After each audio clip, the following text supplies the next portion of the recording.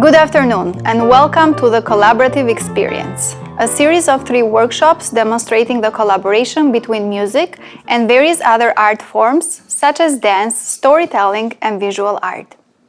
In this series, we are showcasing talented artists from the Greater Burlington, Ontario locale. My name is Angela Paparizzo, and I'm the Manager of Arts and Culture right here in Burlington, Ontario. I would like to introduce our producer and pianist, Charles Cozens, Vice President of the Arts and Culture Council of Burlington. Thank you very much, Angela. It's my pleasure to be here. We would like to thank the Community Support Fund of Burlington for their generous sponsorship of these 3 workshop programs.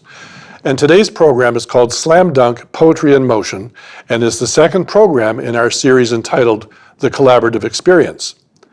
At this time, I'd like to introduce our 2 poets for today's program, Korey Kay and his creative writing partner, Sebastian Chuong. Welcome. Thanks for having us. In this program, we get to see the creation of a brand new short poem, but with a little twist. Ooh. You see, Korey will be on camera, and Sebastian will be Korey's ghostwriter off camera.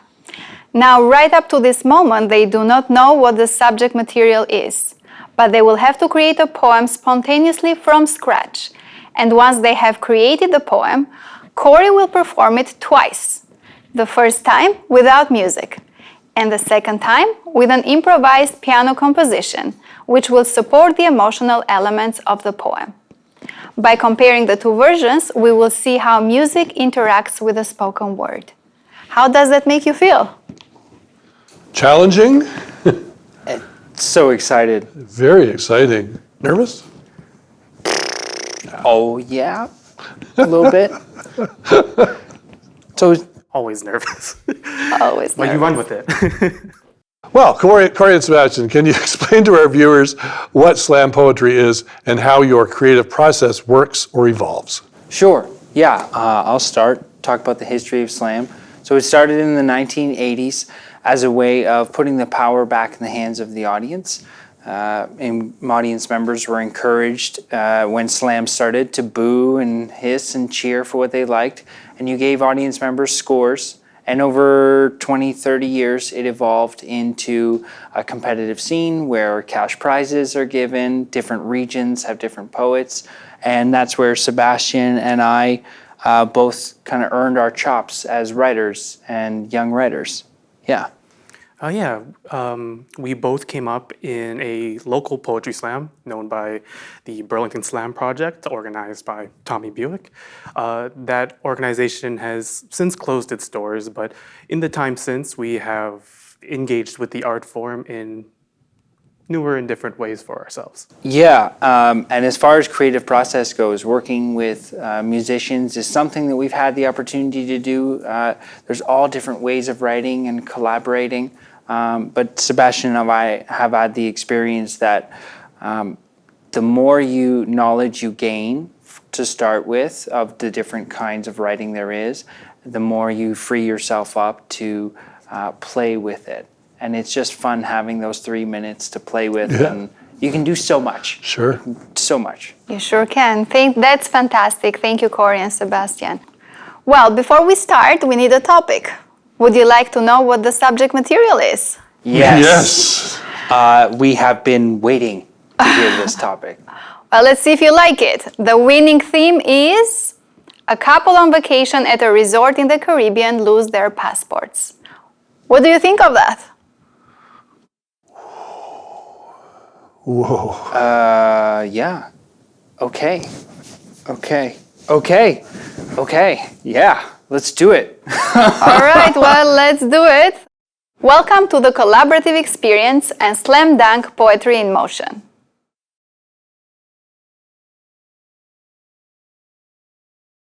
Right off the hop, I was thinking, I thought you had it. Like a conflict, like somebody saying, I lost my passport because I was confused by the beautiful sunshine, kind of thing. I really like that because a passport is literally a legal document. When we think about the Caribbean, we think about it as again, it's like a destination. It's the parts of the Caribbean that we go to for a vacation are very curated in contrast to like the rest of that particular geopolitical area. So when you think about losing a legal document while you're on this vacation, a vacation being travel, of course, but Yes. it's a very different, like the difference of travel for vacation versus the difference of travel for work or the travel for one's own. And how even no matter like you're trying to have a good time, you're here just to enjoy yourself, you still have to have your passport on Yes, you.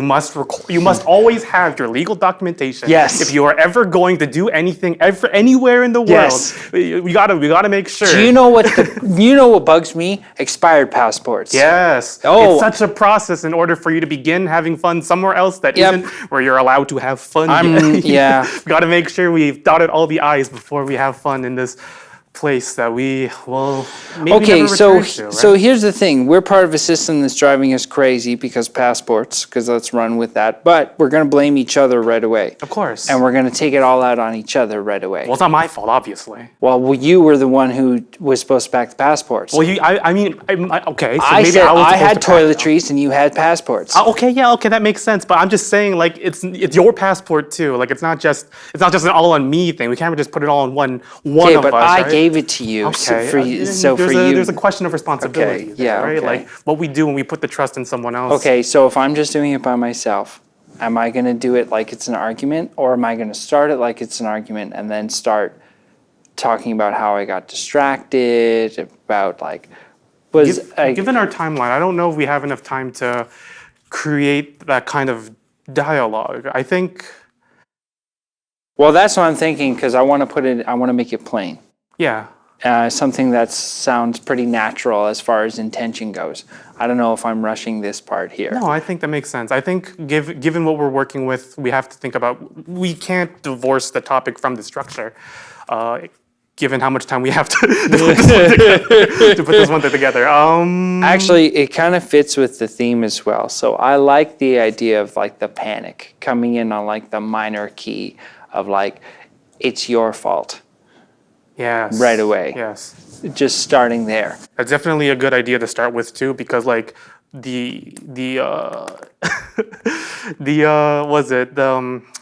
to say you putting the blame on someone else is a very good emotional turnkey, we can say, for the end, where we decide who truly is at fault, right?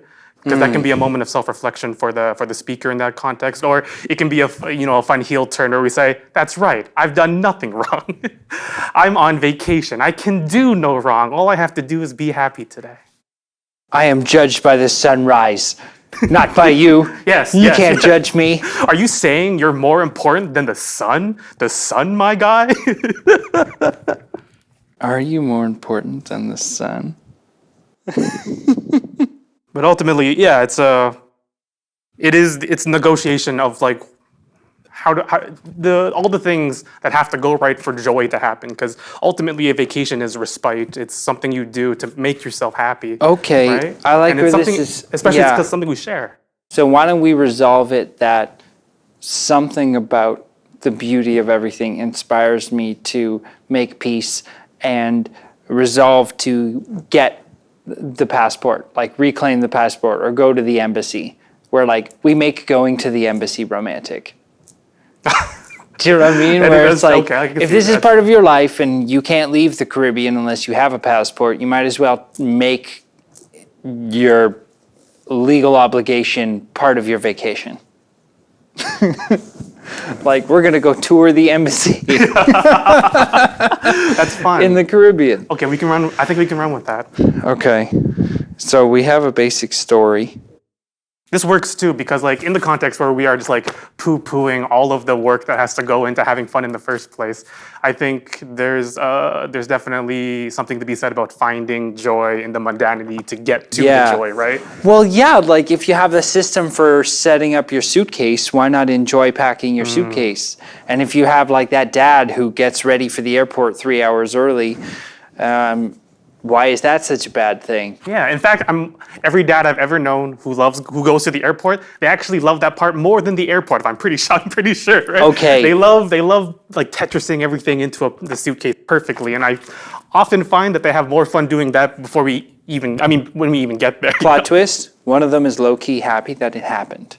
Interesting. So the poem is me talking about how you are, or how the person I'm talking to is happy that they lost their passport, because they're more happy admonishing themselves in the mundane and the bureaucratic than they are relinquishing the vacation. Because you take a vacation once or twice a year to release yourself from a life that you're living for the other 350 days. So really, what is your assigned pattern? What is your comfort zone? Maybe the person is more happy that they lost their passport because now they have to spend 2 of their 4 days going through signing forms and standing in lines, so that they're actually enjoying themselves more than all the mundanity that they had tried to squeeze in. And the fact that it's like took them by surprise also turned it into a good experience. Oh yeah, it's like what we've been talking about a lot recently. The idea of just like being prepared for the unprepared kind of things, like the things you cannot plan for. So you might as well just Yes. trust yourself to find that joy, even when it's supposed to not be fun, I guess. Because I Yeah. guarantee the people who put these forms together are not putting these forms together because they think they're having fun with it, right? No. I think, is that something we open with, or is that something that we save for the fun little knife twist? Let's run with it and see which way it goes. Because the line that comes to me right away is, "You lost our passport. I think you did it on purpose." I can't be quite sure, but I saw you giggling or standing on your toes while in line at the DMV or something like that. Like, you're the only person I know. I kind of want to come up with little metaphors of like. Oh, so it's more like a character sketch on It's like the a person who character enjoys it. about the person, because their suggestion is a couple. It's right? true. Right? So if it's about the couple and the way they relate to each other, maybe it's the person processing what would be anger at the experience of losing a passport. Oh, that's interesting. Yeah. I think I like that too, because if we make it more focused on the individual who loses the passport over the locale, it becomes sort of like a love poem Exactly. to the partner who Yes. loses it on purpose, right? And Yeah. that's how we get into the bullet pointing of all of their little happy gestures now that they get to spend more time with the forms and they don't have to go on a beach where it's going to be way too hot. And how much, like, do they wear a shirt on the beach? I'm always so uncomfortable. When do I go into the water? It's going to be so cold. What if it's slimy? I don't like that. Okay, so why don't we spend a little bit writing then? Time check? 8 minutes. Okay, so we'll spend a few minutes writing. I think we can probably get to, I think this is going to be one of those 60-second ones. Like a minute long? Because I don't think we can do the full 3, right? No. Yeah. And there'll be timing and stuff in between. So we'll. Yeah. This is let's. iWhip's 60 seconds. Yeah, because we can use it as a character. We'll build a character. So we'll both write some stuff to describe, and then we'll put that in order with each other, and then I'll go from there. Sure. All right, so.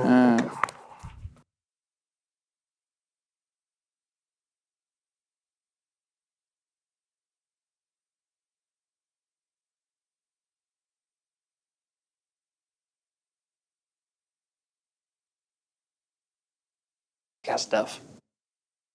I have a lot of not good ones. Me too. Let's put them together. Sure. Okay. Are you more important than the sun? Yeah. You stand on your toes in line at the DMV. You organized our suitcases in a practice run. You hilariously suggested we wait at the airport on the weekend to get a feel for it. Sometimes I want to scream. Sometimes I want to shake and cry. But why? It's not that big a deal. It's just a sunrise. I've seen 1,000 of those, and I get them till I die. But you, I'm not as certain. So yeah, I'll wait in line. Oh, that's a nice one to go out on. Yeah, okay, so yeah, I like that finisher. I kept trying to think about, like, how can we romanticize the process of applying for a passport? So I was just thinking, like, I couldn't figure out what to do with, like, how sterile it feels standing in front of that white backdrop while they take your photo, but I didn't know what to do with that. It's like, Okay. I tried to think about, like, shuffling the forms around. Like, there's like a thesaurus Okay, of that, right? I don't know what to okay. do with that. The only one that I got, but it's definitely overwrought and not fun, is like the idea of like, I see the way that you fill out this form. You might not be dotting the I's with hearts, but oh, I see it in your eyes, type of beat. And Okay. then they sort of go, I So- gotta tirade a bit. I'm going to start, and you're going to write to scribe it down for what we have. So we're going to start it as if we're standing in line to get a new passport at the Canadian Embassy of the Caribbean. Sure. And we'll start it off with, I hate standing in lines. The air is stagnant. The mood is down, depressing. You come up with something more poetic. The people here have no hope and 1,000-yard stare. Let's say guiding them towards there. You do that because I know that you like talking about the There's hope. probably some kind of reference to chair on there. Yeah, okay. Because I'm going to get you to say it back to me, and then we'll go from here. Once you feel satisfied that we've described how awful it is there, and then say, but not you. You are practically on your tippy toes, looking over heads to see how many people there are between us and the next soulless person we have to talk to. Oh, I like tippy toes and counting heads. That's sick.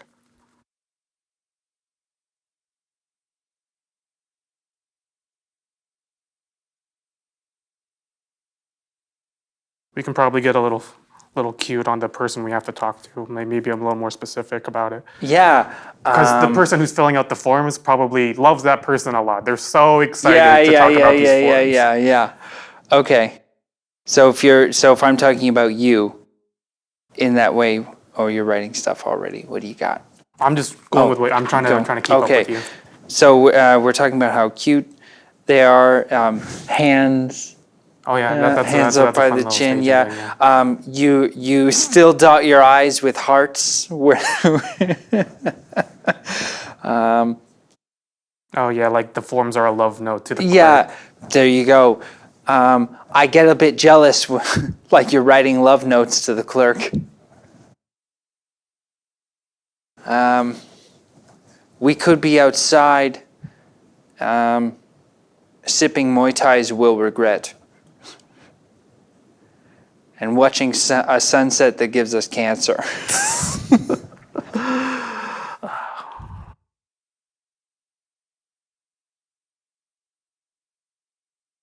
Or we could be in here, the softest or surest reminder of home, or where we took vacation from. Oh, we got to end it on something sappy, like being with you is like, I'll never need a vacation from that, or something. Yeah, we probably want to work in the forms again, because that seems to be the image that we're most excited about. Okay. So something like, and I get it, forms are fun, or something. Like they say it very like condescendingly, because they don't really get it, but they do get how this is fun for that person, because they love each other so much. Yeah, we can. How about we talk about how we see the person's excitement in remembering their home address that I had when we went to visit the volcano. Remembering home address while they're visiting the volcano? Yeah, like say we went. I wanted. You didn't get. Oh, here we go. But it makes sense. You didn't get ecstatic when we went to see the dolphins. You didn't want to get out of the truck on the safari. You didn't even want to swim into the pool and use the open bar. But as soon as it was time to remember my social insurance number,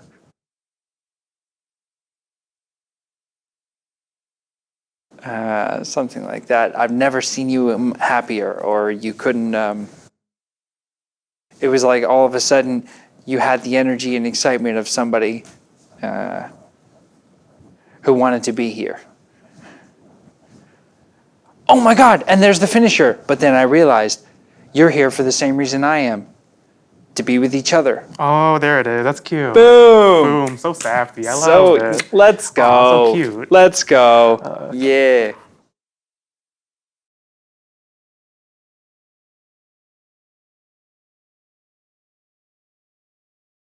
I hate waiting in line.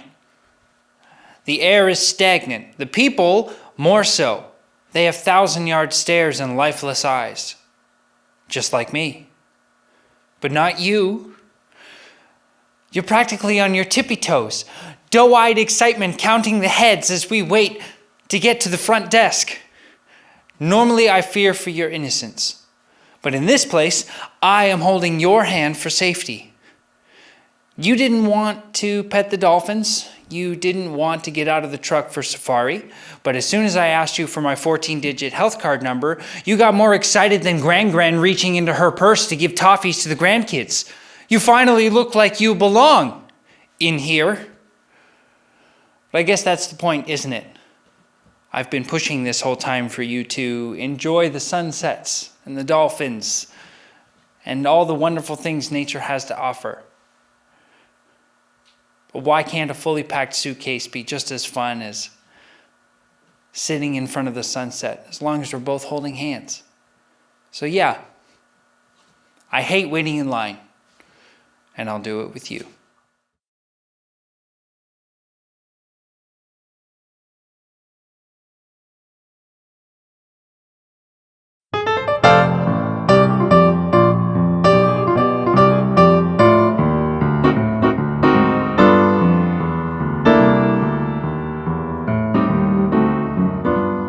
I hate waiting in line. The air is stagnant, the people more so. They have 1,000-yard stares and lifeless eyes, just like mine. But not you.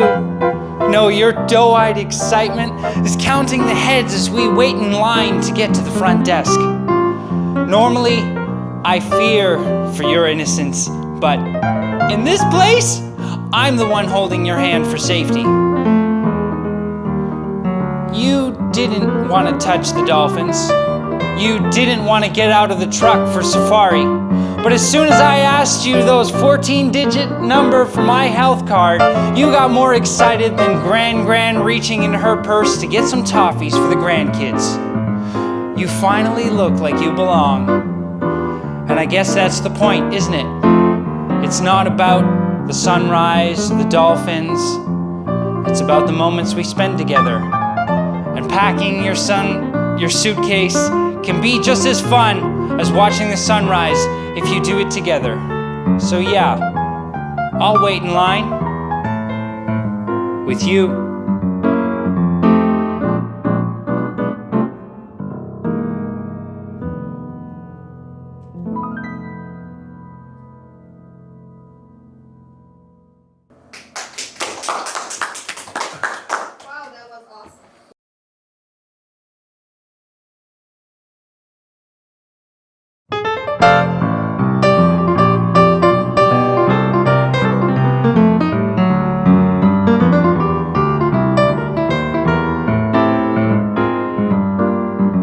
I hate waiting in line.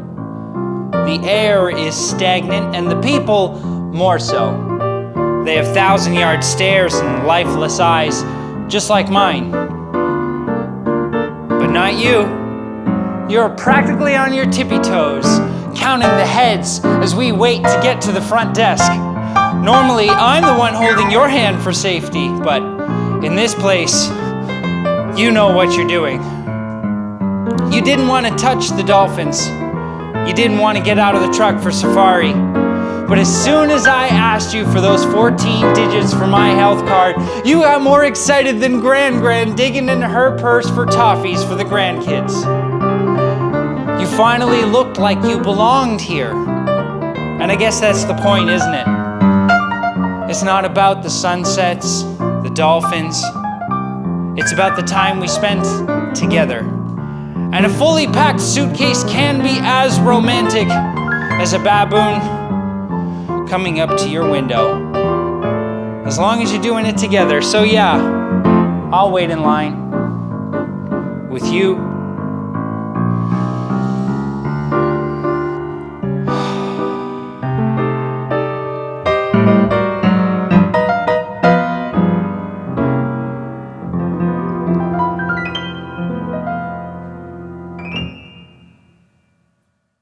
Well, that was indeed so much fun. Tell me how you feel about your collaborative experience today. Awesome. Really good. Totally awesome. A lot of fun. Yeah, that must have been fun to watch. Oh yeah, of course. Yeah, no, totally great.